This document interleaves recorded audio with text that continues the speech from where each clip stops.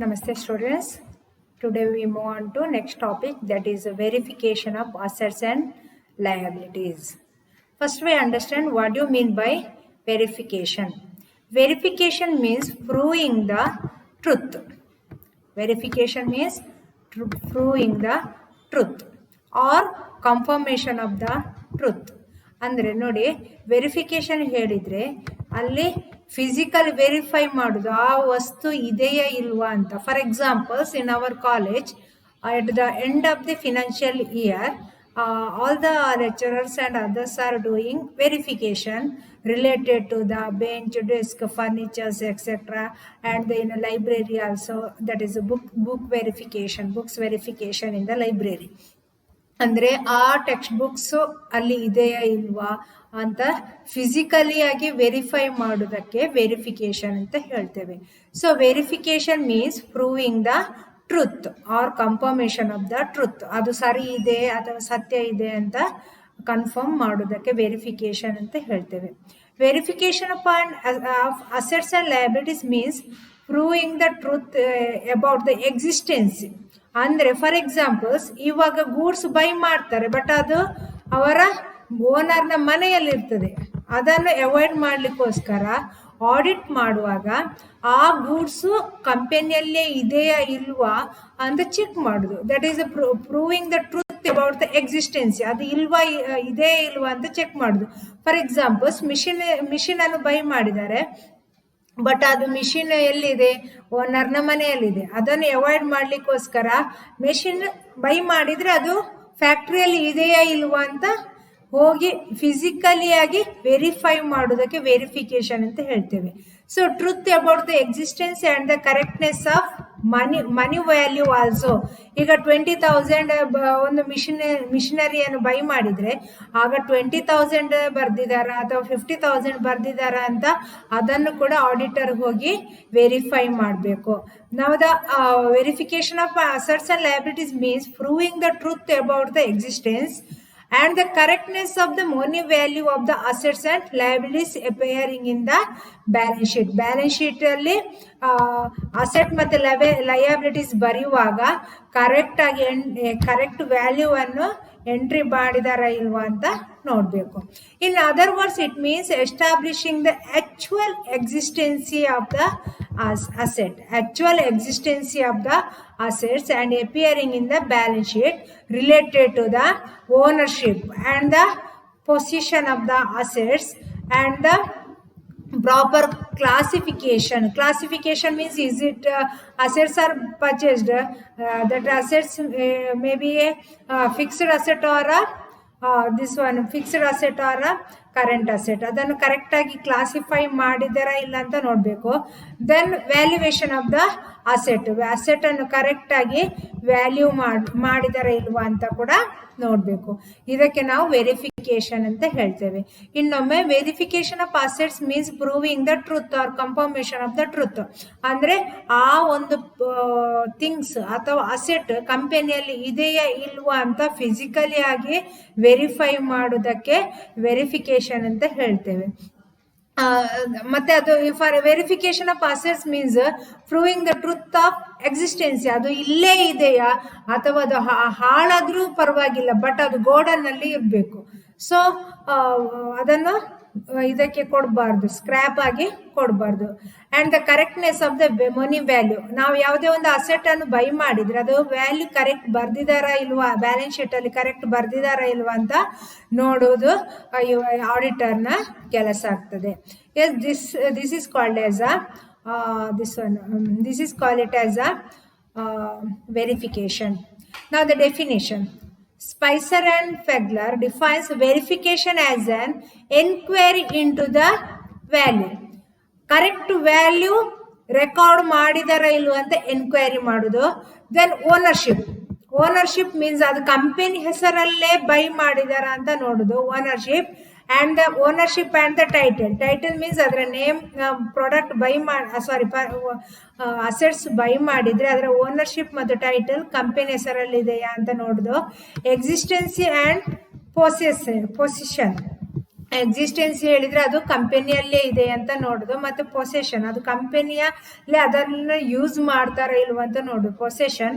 And the presence of any charge on the asset. Presence of any charge on the asset ಹೇಳಿದ್ರೆ ಇವಾಗ ನೋಡಿ, loan ತಗೊಳ್ಳುವಾಗ ನಾವು asset ಅನ್ನು ಮಾರ್ಗೇಜ್ ಆಗಿ ಇಡ್ತೇವೆ, ಕರೆಕ್ಟ್ ಅಲ್ಲ? ಮಾರ್ಗೇಜ್ ಮೀನ್ಸ್ ಪ್ಲಜ್ ಆಗಿ ಇಡ್ತೇವೆ. ಸೊ ಯಾವುದೇ ಒಂದು ಅಸೆಟಿಗೆ ಪ್ಲಜ್ ಇದೆಯಾ ಅಥವಾ ಮಾರ್ಗೇಜ್ ಆಗಿದೆಯಾ ಅಂತ ನೋಡುದು. ಸೊ ದಟ್ ಈಸ್ ಅಂದ್ರೆ ಲೋನ್ ತೆಗೆಯುವಾಗ ಅಡವು ಇಡ್ತೇವೆ, so that is called as the charge on the asset.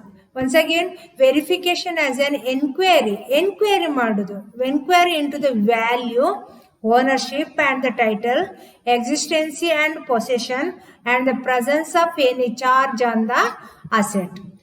Yes, according to the JR, this one defines, J.R. Bartleby defines it as the auditor must satisfy himself that assets really existed at the date of the balance sheet. ಇವಾಗ balance sheet ಅಲ್ಲಿ asset entry ಮಾಡ್ತೇವಲ್ಲ, ಆವಾಗ ಅದು correct ಆಗಿ exist ಇದೆಯಾ ಇಲ್ವಾ ಅಂತ ನೋಡುದು. And where free from any charges, ಅಂದ್ರೆ ಅಸೆಟ್ ಯಾವ್ದಾದ್ರು ಮಾರ್ಗೇಜ್ ಆಗಿದೆ ಇಲ್ವಾ ಅಂತ ನೋಡುದು. ಫ್ರೀ ಫ್ರಮ್ ಎನಿ ಚಾರ್ಜಸ್ ಅಂದ್ರೆ ಲೋನಿಗೆ ಅಡವು ಇಟ್ಟಿದಾರ ಇಲ್ವಾ ಅಂತ ನೋಡುದು. And that have been properly valued. ಇಲ್ಲಿ 3 ಥಿಂಗ್ಸ್ ಹೇಳ್ತಾನೆ. ಒಂದು, ಆ ಅಸೆಟ್ ಅನ್ನು ಪ್ರಾಪರ್ ಆಗಿ ವ್ಯಾಲ್ಯೂ ಮಾಡಿದಾರ ಇಲ್ವಾ ಅಂತ ನೋಡುದು. ಎನೇದರ್ ಒನ್, ಅದರ ಮೇಲೆ ಏನಾದ್ರು ಲೋನ್ ತೆಗ್ದಿದಾರ ಅಂತ ನೋಡುದು. 3ನೇದು, ಆ ಬ್ಯಾಲೆನ್ಸ್ ಶೀಟಿನ ಡೇಟಿನ ದಿವಸ ಆ ಅಸೆಟ್ ಎಕ್ಸಿಸ್ಟೆನ್ಸಿ ಇದೆಯಾ ಇಲ್ವಾ ಅಂತ ಚೆಕ್ ಮಾಡುದು ಆಡಿಟರ್ನ ಕೆಲಸ. This work we call it as a verification. Here he will do 3 works. That is, he must identify whether that assets are existed at the date of the balance sheet, and is it that free from the charge and they have been properly valued. Next point, the Institute of Chartered Accountants of India defines verification as it aims at establishing existence, ownership, possession, freedom from encumbrances. Freedom from encumbrances ಹೇಳಿದ್ರೆ ಅದರ ಮೇಲೆ ಏನಾದ್ರು loan ಇಲ್ಲದ ಹಾಗೆ ನೋಡ್ಕೊಳ್ಳೋದು. Proper recording and proper valuation. Next one, objectives of verification of assets and liabilities. ಯಾಕೆ ಇದನ್ನು verify ಮಾಡುದು? To find out whether assets and liabilities shown in the balance sheet actually exists. ಅದು ಅಸೆಟ್ ಮತ್ತೆ liabilities balance sheet ಅಲ್ಲಿ show ಮಾಡಿದ್ರೆ ಅದು really ಇದೆಯಾ ಇಲ್ವಾ ಅಂತ ಚೆಕ್ ಮಾಡೋದು. Point number 2, to ascertain whether the assets and liabilities appearing in the balance sheet are shown their correct value. Correct value means, ಈಗ for example, if it is a 20,000, real value is 20,000, but it is shown in the balance sheet that is 30,000. So ಅದನ್ನು auditor ಇವಾಗ check ಮಾಡುದು, correct value record ಮಾಡಿದಾರ ಇಲ್ವಾ ಅಂತ. Next one, to confirm the possession and the ownership of the assets. ಆ asset company ಹೆಸರಲ್ಲೇ ಇದೆಯಾ ಮತ್ತು ಅದನ್ನು ಪೊಸೆಸ್ ಮಾಡಿದಾರ ಇಲ್ವಾ ಅಂತ ನೋಡ್ಕೊಳ್ಳೋದು. ಸೊ ಅದು ಕೂಡ ಆಡಿಟರ್ನ ಕೆಲಸ. Next one, to find out whether there is a proper classification of assets and liabilities. Classification means that is a fixed asset and the current asset. ಅದನ್ನು ಕರೆಕ್ಟ್ ಆಗಿ ಕ್ಲಾಸಿಫೈ ಮಾಡಿದಾರ ಇಲ್ವಾ ಅಂತ ನೋಡುದು. Next, to check the arithmetical accuracy of the books of account. Arithmetical accuracy ಹೇಳಿದ್ರೆ ಅದನ್ನು correct ಆಗಿ amount ಕೂಡ ಕರೆಕ್ಟ್ ಆಗಿ ಬರ್ದಿದಾರ ಇಲ್ವಾ ಅಂತ ಚೆಕ್ ಮಾಡುದು. ಇದೆಲ್ಲ this is the main objectives of auditor to verify the assets. Next point, that is the valuation of assets. Valuation of assets means the determination. Valuation assets means that is the determination or ascertain the money value of the assets.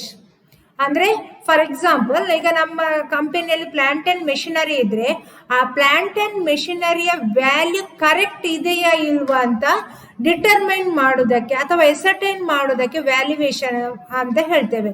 Valuation of assets means the determination of or the ascertainment of the money value at which the assets are shown in the balance sheet. Balance sheet ಅಲ್ಲಿ show ಮಾಡಲಿಕ್ಕೆ ಯಾವುದೇ ಒಂದು ಅಸೆಟ್ಟಿನ ವ್ಯಾಲ್ಯೂವನ್ನು find out ಮಾಡಬೇಕು. That value we call it as the valuation of assets. Verification ಬೇರೆ, valuation ಬೇರೆ.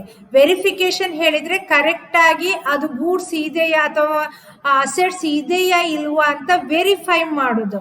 But valuation means ಅದರ ವ್ಯಾಲ್ಯೂವನ್ನು ಫೈಂಡ್ ಔಟ್ ಮಾಡೋದು. ಈಗ ಒಂದು ಮೆಷಿನರಿಯ ವ್ಯಾಲ್ಯೂ 50,000 ಅಂತ ಬ್ಯಾಲೆನ್ಸ್ ಶೀಟ್ ಅಲ್ಲಿ ಇದ್ರೆ ರಿಯಲಿ ಅದು ಡಿಪ್ರಿಸಿಯೇಷನ್ ಎಲ್ಲ ಡಿಡಕ್ಟ್ ಆದ ನಂತರ 50,000 ಇದೆಯಾ ಇಲ್ವಾ ಅಂತ ಚೆಕ್ ಮಾಡೋದು. How it is checked? through the invoices and depreciation etc. Last year ಇದು ಇನ್ವಾಯ್ಸ್ ನೋಟ್ ಎಲ್ಲ ನೋಡಿ ಅವರು ಅದರ ವ್ಯಾಲ್ಯೂವನ್ನು ಫೈಂಡ್ ಔಟ್ ಮಾಡ್ತಾರೆ. It implies critical examination and testing of the determined value of the assets on the basis of general accepted accounting principles. General accounting principles ಅನ್ನು follow ಮಾಡಿ ಒಂದು ಅಸೆಟಿನ ವ್ಯಾಲ್ಯೂವನ್ನು ಫೈಂಡ್ ಔಟ್ ಮಾಡೋದು. In short, it is the process of ensuring that the money value of the assets are shown in the balance sheet has been properly determined. Correct ಆಗಿ balance sheet ಅಲ್ಲಿ ಎಷ್ಟು value correct ಆಗಿ ಬರೀಲಿಕ್ಕೋಸ್ಕರ ಒಂದು ಅಸೆಟಿನ ವ್ಯಾಲ್ಯೂವನ್ನು find out ಮಾಡೋದಕ್ಕೆ valuation of assets ಅಂತ ಹೇಳ್ತೇವೆ. Next, verification and valuation of assets in different assets. In that point number 1, free hold property. Freehold property means this one, land and building. ಇದು 12 marks ಗೆ ಬರ್ತದೆ. Land and building. Freehold property ಅನ್ನು ಹೇಗೆ value ಅಥವಾ verify ಮಾಡೋದು ಅಂತ questions ಬರ್ತದೆ. Freehold property refers to the land and building. Land and building which is absolutely the property of the business. Land and ಬಿಲ್ಡಿಂಗಿಗೆ ನಾವು freehold property ಅಂತ ಹೇಳ್ತೇವೆ. While undertaking the verification and valuation of freehold property, the auditor should observe the following points. Auditor ಇಲ್ಲಿ ಈ ಎಲ್ಲ points ಅನ್ನು observe ಮಾಡಬೇಕು. Point number 1, examine the deeds. ಈಗ ಟೈಟಲ್ ಡೀಡ್ಸ್, ಈಗ ಲ್ಯಾಂಡ್ ಅಥವಾ ಬಿಲ್ಡಿಂಗ್ ಅನ್ನು ಬೈ ಮಾಡಿದ್ರೆ ಅಥವಾ ಪರ್ಚೇಸ್ ಮಾಡಿದ್ರೆ ಆವಾಗ ಟೈಟಲ್ ಡೀಡ್ಸ್ ಇರ್ತದೆ. ಈಗ ಲ್ಯಾಂಡ್ ಇದು RTC ಎಲ್ಲ ಇರ್ತದಲ್ಲ, ಅದು ಇದೆಯಾ ಇಲ್ವಾ ಅಂತ ಚೆಕ್ ಮಾಡಬೇಕು. ನಾವು the auditor should examine the title deeds related to the free hold land and building. Title deed ಅನ್ನು ಚೆಕ್ ಮಾಡಬೇಕು related to the land and building and ensure that they have been the name of the client. ಅಂದ್ರೆ company ಹೆಸರಲ್ಲಿ ಇದೆಯಾ ಇಲ್ವಾ ಅಂತ auditor check ಮಾಡಬೇಕು. For examples, ಈಗ ಅದು ಬೇರೆಯವರ ಹೆಸರಲ್ಲಿ ಇದ್ರೆ ಅದು ಲೀಗಲಿ ಆಗಿ ಇವರದ್ದೇ ಅಂತ ಆಗೋದಿಲ್ಲ.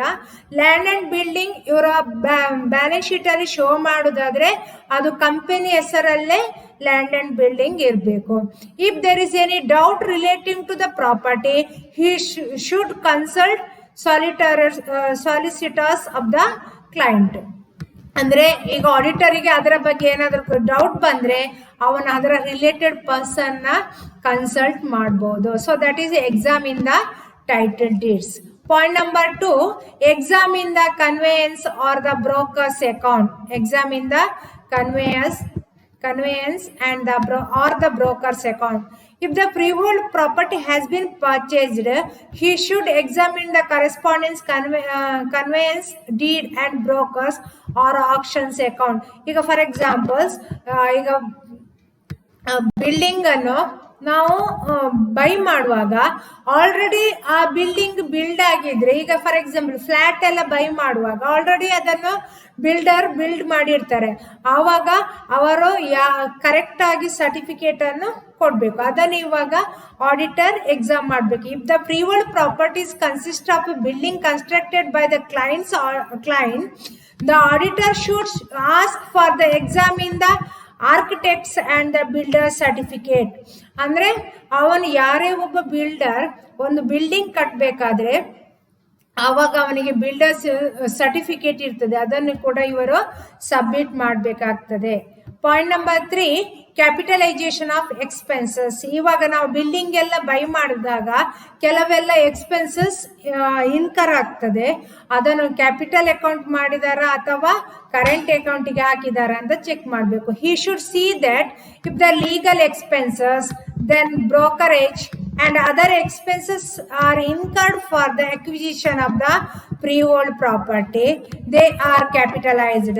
Andre legal expenses, brokerage charges and other expenses incurred for the acquisition of the freehold property, ಅದನ್ನು ಕ್ಯಾಪಿಟಲೈಸ್ ಮಾಡಿದಾರ ಇಲ್ವಾ ಅಂತ ಚೆಕ್ ಮಾಡಬೇಕು. Next one mortgage of freehold property. Mortgage ಹೇಳಿದ್ರೆ ಏನು? ಪ್ಲಡ್ಜ್ ಮಾಡೋದು ಅಥವಾ ಅಡವಿಡುವುದಕ್ಕೆ ಮಾರ್ಗೇಜ್ ಅಂತ ಹೇಳ್ತೇವೆ. Mortgage of freehold property. If the freehold property mortgaged ಹೇಳಿದ್ರೆ, ಈಗ ನಾವು ಯಾವ್ದಾದ್ರು ಈಗ ಮನೆ ಕಟ್ಬೇಕಾದ್ರೆ ಏನ್ ಮಾಡ್ತೇವೆ? ಮನೆಯನ್ನೇ ನಾವು ಲೋನಿಗೋಸ್ಕರ ಪ್ಲಡ್ಜ್ ಮಾಡಿರ್ತೇವೆ ಅಥವಾ ಮಾರ್ಗೇಜ್ ಮಾಡ್ತೇವೆ. If the freehold property pledged, auditor should get the certificate from the mortgage stating that the title deed are in his possession. ಅಂದ್ರೆ ಈಗ ಯಾವುದೇ ಒಂದು ಬಿಲ್ಡಿಂಗ್ ಅನ್ನು ಬೈ ಮಾಡುವಾಗ ಅದು ಮಾರ್ಗೇಜ್ ಅಲ್ಲಿ ಬೈ ಮಾಡಿದ್ರೆ ಆವಾಗ ಅದರ ಟೈಟಲ್ ಕರೆಕ್ಟ್ ಆಗಿ ಅವರು ಇಟ್ಕೊಂಡಿದಾರ ಇಲ್ವಾ ಅಂತ ನೋಡ್ಬೇಕು. He should also make proper enquiry to ensure that there is a second mortgage on the freehold property. ಅಂದ್ರೆ ಅವನು ಕರೆಕ್ಟ್ ಆಗಿ ಆಡಿಟರ್ ಚೆಕ್ ಮಾಡಬೇಕು. ಈಗ ಒಂದು ಆಸ್ತಿ ಅಡವಿಟ್ಟು ಲೋನ್ ತೆಗಿತಾರೆ, ಪುನಃ ಅವರು ಅದನ್ನು ಇನ್ನೊಂದು ಕಡೆಯಲ್ಲಿ ಕೂಡ ಲೋನ್ ತೆಗ್ದಿದಾರ ಇಲ್ವಾ ಅಂತ ಚೆಕ್ ಮಾಡಬೇಕು. ಅಂದ್ರೆ freehold, if the title deeds of the freehold property are with the bank ಅಲ್ಲಿ ಅದು ಲೋನ್ ತೆಗಿಲಿಕ್ಕೆ ಫ್ರೀಹೋಲ್ಡ್ ಪ್ರಾಪರ್ಟಿದು ಟೈಟಲ್ ಅವರಲ್ಲಿದ್ರೆ or solicitors for safe custody, the auditor should get a certificate from the bank. ಈಗ for examples loan ತಗೊಳ್ಳಿಕ್ಕೆ ನಮ್ಮ building ಅನ್ನು ನಾವು ಅದು ಪ್ಲಡ್ಜ್ ಆಗಿ ಇಟ್ರೆ ಆವಾಗ ಬ್ಯಾಂಕ್ ಇಂದ ಸರ್ಟಿಫಿಕೇಟ್ ತಗೊಂಡು ಬರಬೇಕು, ನಮ್ಮದು ಅಸೆಟ್ಸ್ ಬ್ಯಾಂಕ್ ಅಲ್ಲಿ ಇದೆ ಅಂತ ಅದನ್ನು ಆಡಿಟರ್ ಚೆಕ್ ಮಾಡಬೇಕು. Safe custody and not the security of as a security for any loan except this is the mortgage of the auditor should check that is the mortgage of freehold property. Next one, addition to freehold property. Additions means ಈಗ for example 50,000 property ಇರ್ತದೆ, ಪುನಃ 10,000 ಪ್ರಾಪರ್ಟಿಯನ್ನು add ಮಾಡುದು. So added means extra purchased, that is called as the additions. He should check addition to the freehold property. addition ಹೇಳಿದ್ರೆ ಪುನಃ by ಮಾಡಿದಾರ ಅಂತ check ಮಾಡಬೇಕು. if made during the year, ಆ addition during the year ಅಲ್ಲಿ by ಮಾಡಿದ್ರೆ with the help of relevant voucher, he must audit with the help of relevant voucher. He should also see the cost of the additional is capitalized. ಈಗ for example ನಾನು ಆಗ ಹೇಳಿದಾಗೇನೆ 1 lakh ಇದು already building ಇತ್ತು, ಪುನಃ 50,000 ಇದು building by ಮಾಡಿದ್ರೆ ಆವಾಗ 50,000 by ಮಾಡಿದಕ್ಕೆ ವೋಚರ್ ಇದೆಯಾ ಅಥವಾ ಅದನ್ನು ಕ್ಯಾಪಿಟಲೈಸ್ ಮಾಡಿದಾರ ಇಲ್ವಾ ಅಂತ ಚೆಕ್ ಮಾಡಬೇಕು. Next one, sale of freehold property. Additional ಇದು opposite. Sale of freehold property. Already ನಮ್ಮ ಹತ್ರ 1 lakh ಇದ್ದು ಬಿಲ್ಡಿಂಗ್ ಇತ್ತು, ಅದರಲ್ಲಿ ನಾವು 50,000 ಬಿಲ್ಡಿಂಗ್ ಅನ್ನು ಸೇಲ್ ಮಾಡಿದ್ದೇವೆ. ಸೊ ಆವಾಗ ಏನೆಲ್ಲ ಆಡಿಟರ್ ಚೆಕ್ ಮಾಡಬೇಕು ಅಂತಂದ್ರೆ, if any freehold property sold during the year, the auditor should check the sale such sales and see the profit or loss thereon in correct dealt with the account. ನಾವು asset ಅನ್ನು sale ಮಾಡಿದ್ರೆ ಅದನ್ನು correct proper ಆಗಿ record ಮಾಡಿದ್ದೇವೆ ಇಲ್ವಾ ಅಂತ check ಮಾಡಬೇಕು. Then repairs and renewals. He should see that repairs and renewals of freehold property are charge to revenue account. ಲಿಸನಿಯಾ, ರಿಪೇರ್ ಅಥವಾ ರೆವೆನ್ಯೂ ಆದ್ರೆ ಅದನ್ನು ನಾವು ಕ್ಯಾಪಿಟಲ್ ಅಕೌಂಟಿಗೆ ಟ್ರಾನ್ಸ್ಫರ್ ಮಾಡ್ಲಿಕ್ಕಲ್ಲ, ಅದರ ಬದಲಾಗಿ ಅದನ್ನು ರೆವೆನ್ಯೂ ಅಕೌಂಟಿಗೆ ಟ್ರಾನ್ಸ್ಫರ್ ಮಾಡಬೇಕು. ಇದನ್ನು ಆಡಿಟರ್ ಚೆಕ್ ಮಾಡಬೇಕು. ಈಗ ಅದನ್ನು ರೆವೆನ್ಯೂ ಅಕೌಂಟಿಗೆ ಹಾಕಿದಾರ, ಕ್ಯಾಪಿಟಲ್ ಅಕೌಂಟಿಗೆ ಹಾಕಿದಾರ ಅಂತ ನೋಡಬೇಕು. Next one, provision for depreciation. He should examine the adequacy of provision for depreciation on a freehold building. ಅದಕ್ಕೆ ಡಿಪ್ರಿಸಿಯೇಷನ್ಗೆ ಪ್ರೊವಿಷನ್ ಇಟ್ಟಿದಾರ ಇಲ್ವಾ ಅಂತ ನೋಡಬೇಕು. Next one appreciation of free hold building. ಬಿಲ್ಡಿಂಗಿಗೆ ಯಾವಾಗಲೂ ಹೆಚ್ಚಾಗಿ ಡಿಪ್ರಿಸಿಯೇಷನ್ ಆಗೋದಲ್ಲ, ಅಪ್ರಿಸಿಯೇಷನ್ ಆಗೋದು. If any appreciation of the free hold building is taken in taken, the auditor should see the appreciated value is appreciated value is clearly disclosed in the balance sheet. He should also obtain the certificate copy of the valuation property from the professional values. Professional valuer ಹತ್ರ ಹೋಗಿ certificate ತಗೊಂಡು ಅವರು ಅದರ value correct ಆಗಿದೆ ಇಲ್ವಾ ಅಂತ check ಮಾಡಬೇಕು. Next one shown in the balance sheet. See that the freehold properties are shown separately in the balance sheet. Correct ಅಲ್ಲ? ಲ್ಯಾಂಡ್ ಅಂಡ್ ಬಿಲ್ಡಿಂಗ್ ಅನ್ನು ನಾವು ಸಪರೇಟ್ ಆಗಿ ಬ್ಯಾಲೆನ್ಸ್ ಶೀಟ್ ಅಲ್ಲಿ ತೋರಿಸ್ತೇವೆ. That is under the head of fixed asset. Fixed asset ನ under ಅಲ್ಲಿ ತೋರಿಸ್ತೇವೆ. He should also see that freehold property are shown at cost less depreciation. ನಾವು freehold ಪ್ರಾಪರ್ಟೀಸ್ ಅನ್ನು ಶೋ ಮಾಡುವಾಗ that is a cost value less depreciation. Isn't correct? Yes. In case freehold property is shown in the balance sheet in the market value, the auditor must see that they are clearly mentioned in the balance sheet. ಈಗ ನಾವು actually balance sheet ಅಲ್ಲಿ ತೋರಿಸುವಾಗ market value ತೋರಿಸ್ಲಿಕ್ಕಲ್ಲ, ಅದರ ಬದಲಾಗಿ cost value plus appreciation or depreciation ಅನ್ನು ತೋರಿಸಬೇಕು. So ಇಲ್ಲಿ ಅದನ್ನು ಆಡಿಟರ್ ಕರೆಕ್ಟ್ ಆಗಿ ಚೆಕ್ ಮಾಡಬೇಕು, ಅದನ್ನು ಯಾವ ವ್ಯಾಲ್ಯೂ ಅಲ್ಲಿ ತೋರಿಸಿದ್ದಾರೆ ಅಂತ ಬ್ಯಾಲೆನ್ಸ್ ಶೀಟ್ ಅಲ್ಲಿ. Yes, point number 2, that is the plant and machinery. How to verify or valuation of plant and machinery. ಇದು ಕೂಡ 12 ಮಾರ್ಕ್ಸಿಗೆ ಬರ್ತದೆ. ಸೊ ಕೆಲವು ಸಾರಿ ಕಂಬೈನ್ ಕ್ವಶನ್ ಕೇಳ್ತಾರೆ, land and building and the plant and machinery, how to verify and valuation of the plant and machinery and the land and building. ಆವಾಗ ಎರಡು ಕೂಡ ನೀವು ಫಸ್ಟ್ ಒನ್ ಓದಿದ್ರೆ ಅದನ್ನೇ ಪಾಯಿಂಟ್ ಅನ್ನು ಇಟ್ಕೊಂಡು ಸೆಕೆಂಡ್ ಪಾಯಿಂಟ್ ಕೂಡ ಬರಿಬಹುದು. While undertaking the verification of valuation of plant and machinery, the auditor should observe the following point. Point number 1, examine the plant register. He should examine the plant register if it is maintained by the concern. Plant register agida anta check ಮಾಡಬೇಕು. Next one, examine the schedule of plant and machinery. He should call for the examine the schedule of plant and machinery signed by the engineer. ಅದನ್ನು fit ಮಾಡಿ ಯಾವುದೇ ಒಂದು plant and missionary by ಮಾಡಿದ ನಂತರ ಅದನ್ನು ಅದನ್ನು utilise ಮಾಡಬೇಕಾದ್ರೆ engineer ಅದಕ್ಕೆ ಸೈನ್ ಹಾಕಬೇಕು, ಇದನ್ನು ಯೂಸ್ ಮಾಡ್ಬೋದು ಅಂತ. ಸೊ ಅದನ್ನು ಕೂಡ ಇಲ್ಲಿ ಯುವರ್ ಆಡಿಟರ್ ಚೆಕ್ ಮಾಡಬೇಕು. Examine the schedule of plant and machinery. Next one, verify the plant and machinery purchased. He should verify the plant and machinery verified. Plant and machinery purchased with the original invoice and agreement with the ventures. ಅಂದರೆ ಅವನು ಇವಾಗ for example plant and machinery buy ಮಾಡಿದ್ರೆ, purchase ಮಾಡಿದ್ರೆ, ಅವನು ಅದರ original invoice ಅನ್ನು auditor check ಮಾಡಬೇಕು, correct ಆಗಿ ಇವರು ರೆಕಾರ್ಡ್ ಮಾಡಿದಾರ ಇಲ್ವಾ ಅಂತ. Next one, check the plant register with plant and machinery account to ensure plant and machinery account and satisfy himself to value the value of plant and machinery. Plant and machinery value ಅನ್ನು find out ಮಾಡಲಿಕ್ಕೆ ಇಲ್ಲಿ ಇವರು check the plant register with the plant and machinery account. ಅಂದ್ರೆ plant and machinery account ಅನ್ನು correct ಆಗಿ record ಮಾಡಿದಾರ ಇಲ್ವಾ ಅಂತ ಕೂಡ ಚೆಕ್ ಮಾಡಬೇಕು. Next, addition to the plant and machinery. Addition to the plant and machinery means ಈಗ for examples ನಾನು addition to the land and building ಕೂಡ ಒಂದೇ, addition to the plant and machinery ಕೂಡ ಒಂದೇ. For examples 1 lakh plant and machinery value ಇತ್ತು, ನಾವು that purchased extra additional purchase rupees 50,000. Now the total value is rupees 1,50,000. Now the auditor must see whether that additional amounts are additional plants are purchased, that invoices are there or etc. are correctly recorded or not etc. checked by the auditor. ಅಂದ್ರೆ additional plant and machinery by ಮಾಡಿದ್ರೆ ಅದನ್ನು correct ಆಗಿ record ಮಾಡಿದಾರಾ ಅಥವಾ invoice ಅಲ್ಲಿ ಇದೆಯಾ ಅಂತ check ಮಾಡಬೇಕು. Point number 6, sale of plant and machinery. ಈಗ ಆಗದ ಆಪೋಸಿಟ್. ಈಗ ಪ್ಲಾಂಟ್ ಅಂಡ್ ಮೆಷಿನರಿ ನಮ್ಮ ಹತ್ರ 1 lakh ಇದ್ರೆ ಅದರಲ್ಲಿ 50,000 ಸೇಲ್ ಮಾಡಿದ್ರೆ ಕರೆಕ್ಟ್ ಆಗಿ ರೆಕಾರ್ಡ್ ಮಾಡಿದಾರ ಇಲ್ವಾ ಅಂತ ನೋಡ್ಬೇಕು. ನಾವು the plant and machinery is sold because of that wear and tear or etcetera. In that time, that is correct amounts are recorded in the books or not, etc. Then repairs and renewals. The plant and machinery expenses occurred, that is like repairs and renewals, that amounts are added to the revenue account and not added to the plant and machinery account. ಅದು correct ಆಗಿ record ಮಾಡಿದಾರ ಇಲ್ವಾ ನೋಡಬೇಕು.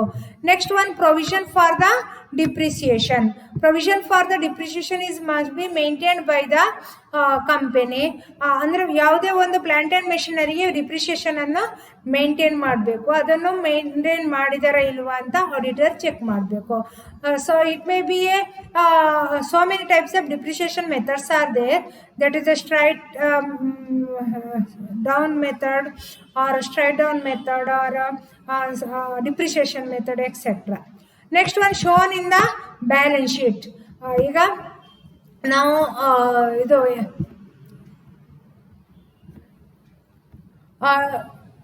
ಈಗ plant and ಮೆಷಿನರಿಯನ್ನು ನಾವು separate ಆಗಿ shown in the balance sheet under the head of fixed assets, and he must also check whether that amounts are recorded or shown cost less depreciation or not.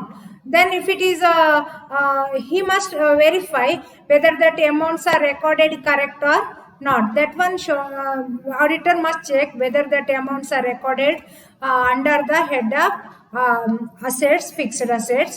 Point number 2, he must check whether that recorded costless depreciation. And third point, that amount also, valuation of the assets or amount also correct or not. Except these are the points must be followed when the auditors check or verify the plant and machinery. Thank you, students.